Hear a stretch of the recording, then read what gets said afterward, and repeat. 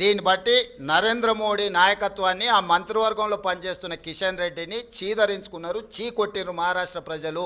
రాహుల్ గాంధీ గారికి 3,64,000 మెజారిటీ వస్తే ప్రియాంక గాంధీ గారికి 4,10,000 మెజారిటీ వచ్చింది.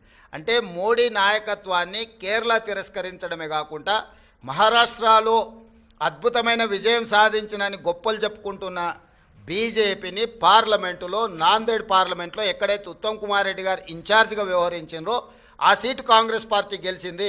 ఈ మాత్రం ఇంగిత జ్ఞానం కూడా బీజేపీ నాయకులకు, ముఖ్యంగా కిషన్ రెడ్డి గారికి లేకపోవడం, అలాంటి ఇంగిత జ్ఞానం లేని వ్యక్తిని కేంద్ర మంత్రిగా చేయడం అనేది మన దురదృష్టం.